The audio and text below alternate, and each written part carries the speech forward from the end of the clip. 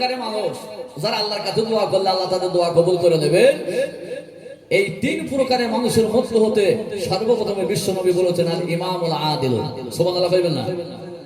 আল ইমামুল আদিল, ন্যায়পরায়ণ বিচারক। বিচারটা যদি সঠিকভাবে করে এই ব্যক্তি আল্লাহর কাছে যে দোয়া করবে আল্লাহ সেই দোয়া কবুল করবে। দ্বিতীয় নম্বরে আল্লাহর নবী বলেন ওয়াসাইমু হাত্তা ইফতিরা, রোজাদার ব্যক্তি আল্লাহর কাছে যদি দোয়া চায় ইফতারের পূর্বে আল্লাহর কাছে যদি দোয়া চায় আল্লাহ রাব্বুল আলামিন তার দোয়া কবুল করে নেবেন।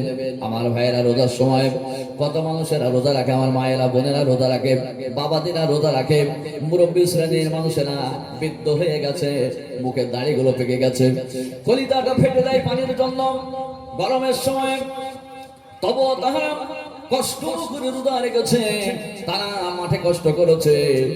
এই কষ্ট করার পরেও একটু পানি তারা পান করে নাই। এই ব্যক্তি যদি আল্লাহর কাছে দোয়া চায় ইফতারের আগে আল্লাহ রাব্বুল আলামিন তার দোয়া মঞ্জুর করে নেবে। তৃতীয় জন ব্যক্তি আল্লাহর হাবিব বলেন ওয়াসাইমু হাত্তা ইফতিরা ওয়া তাআওয়াতুল মাজলুম, নির্যাতিত ব্যক্তি যার উপরে জুলুম করা হয়েছে, অত্যাচার করা হয়েছে, তার কোনো দোষ নাই, কিন্তু জোর করে তার উপরে চাপায় দেওয়া হলো, এই ব্যক্তি যদি আল্লাহর কাছে দোয়া চাই বিশ্বনবী বলেন তার দোয়া আল্লাহ রাব্বুল আলামিন মঞ্জুর করে নেবে। আরেকটু ধরে ভাইরা, রাষ্ট্রবিজ্ঞান শাসন বিজ্ঞানের কথা কোরআনে কারীমের মধ্যে আল্লাহ রাব্বুল আলামিন বলেন ইন্নাল্লাহা ইয়া'মুরুকুম বিল আদলি ওয়াল ইহসান, ইন্নাল্লাহা ইয়া'মুরুকুম বিল আদলি ওয়াল ইহসান। অবশ্যই তোমার প্রভু তোমাদেরকে হুকুম দিয়েছে যে তোমরা যদি রাষ্ট্রনেতা হও, তোমরা যদি রাষ্ট্রপ্রধান হও, তোমাদের হাতে যদি রাষ্ট্রের ক্ষমতা থাকে, শাসন ব্যবস্থার দায়িত্ব যদি তোমাদের ঘাড়ে থাকে, তোমরা মানুষের উপরে জুলুম করো না, অত্যাচার করো না, মানুষের উপরে তোমরা দয়া করো আর ইনসাফের সঙ্গে বিচার করো।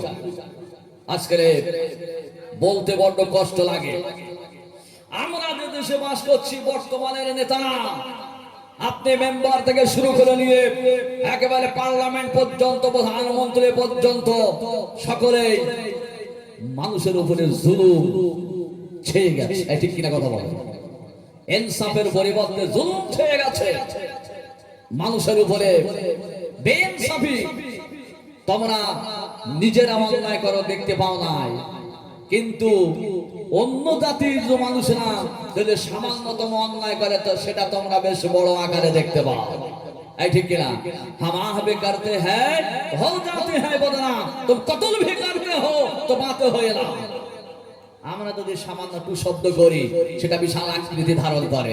তোমরা পিছনে যদি কতলে সেঞ্চুরি করো, বেবিচারে সেঞ্চুরি করো, তবুও তোমাদের কোনো বিচার নাই, বরং তোমরা ভিতরে ভিতরে পুরস্কার পাও। মনে রাখবেন, আমি নেতাদেরকে বলছি, বর্তমান যুগের নেতারা যারা মানুষের উপরে ইনসাফের সঙ্গে বিচার করো না, জুলুম করো, বেঈমানি করো, কিয়ামতের দিনে আল্লাহর সামনাসামনির কাঠ গলায় তোমাকে হাজির দেওয়া লাগবে। আমার বন্ধুগণ, এই জন্য আসুন মানুষের উপরে ইনসাফ করি, দয়া করি। আল্লাহ রাব্বুল আলামিন রাষ্ট্রবিজ্ঞান শাসন বিজ্ঞানের কথা কোরআনে কারীমের মধ্যে খুলে খুলে বর্ণনা করেছেন। আল্লাহ পাক বলেন, বান্দা যদি তোমরা রাষ্ট্রপ্রধান হও, যদি তোমরা রাষ্ট্রনেতা হও, যদি তোমাদের উপরে শাসন ব্যবস্থা হয়, তোমরা মানুষের উপরে জুলুম করো না, অন্যায় করো না, অত্যাচার করো না, বরং তোমরা মানুষের উপরে ইনসাফের সঙ্গে বিচার করো। যদি কিনা কোন মানুষ ইনসাফের সঙ্গে বিচার না করে তার অবস্থাটা কি হবে জানেন? আমার ভাইয়েরা, রাষ্ট্রবিজ্ঞান এবং শাসন বিজ্ঞানের দুইও কথাই এই আয়াতের মধ্যে আছে। তাদের অবস্থা কি হবে একবার শোনেন। আল্লাহর নবী আমার হাদিস শরীফের মধ্যে বলেন, ইদুআ বিল কাদিল আদিল ইয়াউমাল কিয়ামাতি মিন শিদ্দাতিল হিসাবি মা ইয়াতামান্না আন্নাহু লাম ইয়াকজি বাইনা ইসনাইনি ফি উমরিহি। আল্লাহর নবী বলেন, কিয়ামতের দিনে বিচারকদের কেমন কঠিন পরীক্ষার সম্মুখীন হতে হবে। সেদিন তাহারা বলবে, আল্লাহ, আমরা যদি দুনিয়াতে কখনো জানতে পারতাম দুইজন মানুষের মধ্যে বিচার করলে এত কঠিন পরীক্ষার সম্মুখীন হতে হবে, আমরা পৃথিবীর জমিনে কখনো কোনো দুইটা মানুষের মধ্যে বিচার করতে যাইতাম না। আমার ভাইরা, এই জন্য বিচারক পথে নিযুক্ত হওয়া বড় কঠিন কাজ। এই কাজ থেকে আপনারা বিরত থাকেন। আল্লাহর নবী বলেন, মান জুইলা কাদিয়ান ফাকাদ যুবিহা বিগাইরি সাকিনিন। যে ব্যক্তি বিচারক পদে নিযুক্ত হলো, দেশের বিচারক হলো, এলাকার বিচারক হলো, এই ব্যক্তি যদি ইনসাফের সঙ্গে বিচার না করে, কিয়ামতের দিনে আল্লাহর হাবিব বলেছেন, এই ব্যক্তি যেন বিনা ছুরিতে তার গলাটা জবাই করে ফেললো। মান জুইলা কাদিয়ান ফাকাদ যুবিহা বিগাইরি সাকিনিন। যে ব্যক্তি বিচারক পদে নিযুক্ত হয়ে গেল, সে যেন বিনা ছুরিতে গলাটা জবাই করে ফেললো। কত মারাত্মক কথা! একটাবারের জন্য আমরা চিন্তা করি না।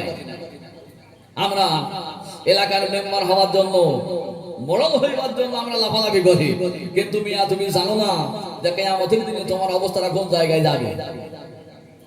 আমার বন্ধুগণ, মনে রাখবেন, আল্লাহর হাবিব হযরত আবু যার গিফারিকে দেখে বলেন, ও আবু যার, শোনো শোনো, ইন্নী উহিব্বু লাকা মা ইউহিব্বু লিনাফসি লা তা'মুরান্না বাইনা ইসনাইন। ওগো আবু যার, আমি তোমার জন্য সেইটা ভালোবাসি যেটা আমি নবী আমার নিজের জন্য ভালোবাসি। ওগো আবু যার, খবরদার খবরদার, দুইজন মানুষের মধ্যে যেন বিচার করতে যেও না। সুবহানাল্লাহ কইবেন না? আর একটু ধরে আমার ভাইরা, বিচারক পদে যখন কেউ যায়, তখন এই বিচারক পদে গিয়ে এই জায়গাটা কিন্তু বড় কঠিন জায়গা। তার কারণ ওখান মানুষ আত্মীয়ের দিকে লক্ষ্য করে, পয়সার দিকে লক্ষ্য করে। যার পয়সা আছে কেস তার দিকে ঘুরে যায়, যার পয়সা নাই সে দোষী হয়ে যায়। হয় না? আত্মীয় স্বজনদের মধ্যে কেউ যদি হয়ে যায়, আর আমি যদি বিচারক হয়, তাহলে তার তো কোনো ভয় নাই। সে জানে যে বিচারক যিনি, সে তো আমার মামা। ঠিক না? এই জন্য বিচার করতে গিয়ে আমরা কিন্তু বড় বড় করে ফেলি। মনে রাখবেন, আল্লাহর ভয় যদি না থাকে আর নিরীহ মানুষকে যদি দোষী বানায় দেয়, তাহলে আপনার অবস্থা কিন্তু খারাপ হবে। কিয়ামতের দিনে আসামির কাঠগড়ায় কিন্তু আপনাদের দাঁড় হওয়া লাগবে। কিন্তু বিচারক পদে যারা নিযুক্ত হলো, বিচারটা যদি সঠিকভাবে করে, আল্লাহর ভয়ে করে, আল্লাহ নবীর সুন্নতের উপরে করে, বিশ্ব নবী তাদের ব্যাপারে বলেছেন, সালাসাতুন লা তুরাদ্দু দাওয়াতুহুম আল ইমামুল আদিল ওয়াস-সাইয়্যিদু হাত্তা ইফতিরা ওয়া দাওয়াতুল মাজলুম। বিশ্ব নবী বলেন, তিন প্রকারের মানুষ এমন আছে, কিয়ামতের দিনে যদি তাহারা আল্লাহর কাছে দোয়া চায়, আল্লাহ রাব্বুল আলামিন তাদের দোয়া মঞ্জুর করে দেবেন। জোরে বলুন।